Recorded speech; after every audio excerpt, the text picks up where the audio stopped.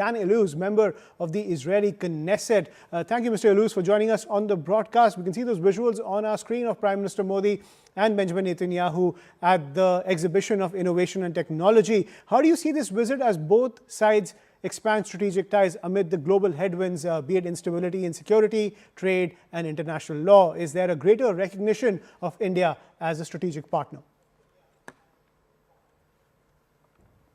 We see it as incredibly significant. We, first of all, are very excited. As a member of Knesset, the Israeli parliament, I'm also very excited that Modi will come to speak to us, and that is something that we're very privileged. I think that the alliance between Israel and India is incredibly important, not just for Israel and for India, but also for the rest of the world, because there's a lot of potential for the whole world when India and Israel know how to cooperate. I'm talking about trade routes, I'm talking about strategic cooperation, and I think this is something that can be good for Israel, for India, and for the whole free world. Right, and the ties are pretty much underscored by defense cooperation, Mr. Dillouz, as both sides battle terror and face multiple security challenges. Do you see the two democracies achieving consensus on deepened defense ties?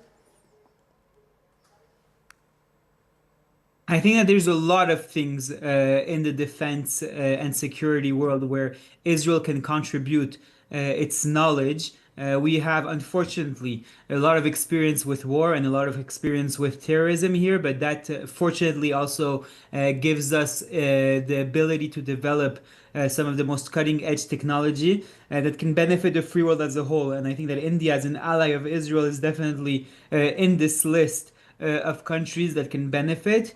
The specifics of the details, however, need to obviously be discussed and negotiated between the Prime Minister of Israel and the leadership of India. And together, I'm sure that they'll be able to get to very strong agreements that will promote deeper cooperation on all fronts, including the security front.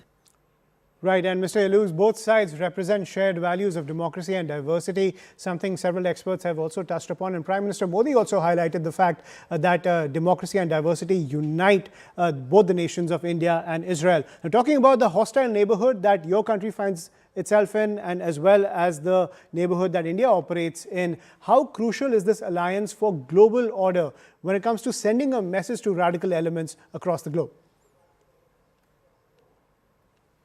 We have some very deep shared values that comes from many different places. I can tell you that, by the way, my assistant here in the Knesset is a Jew from Indian origins. And so there was also a quite large Jewish community in India over the centuries. And so that's part of the connection that there is between the two countries. But it's not only this, it's also the common values that we share: freedom, democracy, a belief in the importance to fight terror, to not let it thrive.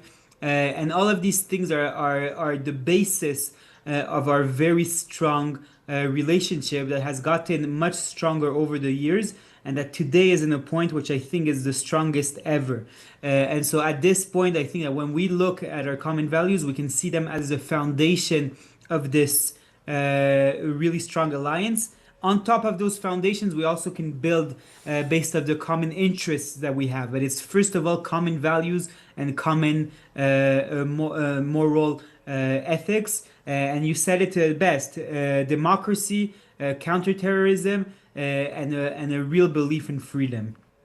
Absolutely, and those common values materializing in cooperation in several sectors as Prime Minister Modi looks at everything Israeli tech talent has to offer to the globe and primarily to the people of India. Now, Mr. Dillouz, both Israel and India faced flack for taking firm action against terror, the October 7 counterstrike against Hamas and then Operation Sindoor against Pakistan. Now, as you see both these leaders take the stage and send that message to the entire globe, what does it tell the rest of the world when leaders like Prime Minister Modi and Benjamin Netanyahu share a stage, rub shoulders, and send that message of unity to the rest of the world? I think it gives a very strong message. It gives a message that the fight for freedom is something that is important, that freedom is worth fighting for. and that while many people in the free world sometimes hesitate using force, and I understand why, because no one likes war. We need to understand that when there's something worth fighting for, then you have to fight for it, because if not, then the other side will take it away from you. And so freedom is something which is worth fighting for. And when you see India's leadership and you see Israel's leadership standing side by side as two countries that know how to fight for freedom, and that gives that strong message, and it also gives a message to the enemies of freedom, that we freedom-loving people, we're not afraid to fight for what we believe in, and we will not be cowed into pressure. We won't be pressured into bending down and Right. accepting the terms of our enemies. We will keep fighting for our freedoms and for the free world and for the values that we believe in. Right. And Dillouz, my final question. Let's talk about the elephant in the room, which is the nation of Iran, as the war clouds are gathering over Iran amid this visit of Prime Minister Modi to Israel. Now, let's talk about the campaign that Israel has waged against Iran, calling on the attention of the world to take action against Iran as well as its proxy networks. In your opinion, has Israel finally achieved its goal to send the message to contain Iran and rein in the radical forces? That role, when it comes to sending that message to the rest of the world, what role do you see India playing when it comes to achieving regional stability in West Asia? Because that's something Prime Minister Modi highlighted in the Knesset, saying that dialogue, diplomacy, as well as firm action is necessary to keep stability in check and at the same time maintain global order. So I think that right now the situation in which the Iranian regime has really massacred tens of thousands of its people just for protesting has woken up a lot of parts in the world that were maybe hoping that the regime, even if everyone knew it was an evil regime, but they were hoping that it was a regime that could be contained. But having seen the evil nature of this regime, I think a lot of the Western world and a lot of the free world all around the world, West and East, believes now that this is a regime that needs to be changed, that needs to be confronted. And I think now is the time for action. I believe that President Trump also understands this. I understand that he prefers using diplomacy rather than force. I respect that and always also prefer diplomacy on force. If we can reach the same goal through the diplomacy, then it's always best. But at the end of the day, I think that because of the extreme nature of this regime and because we've seen how evil it is and how radical it is, that force will be needed, and that we're going to see some very significant actions very soon. And I hope that the free world will all stand united against this evil, and that includes India, it includes Europe, it includes our friends also in the East, and any freedom-loving country should stand next to America, as it defends the whole free world. We have to remember that when Iran develops weapons, it doesn't just point them to Israel.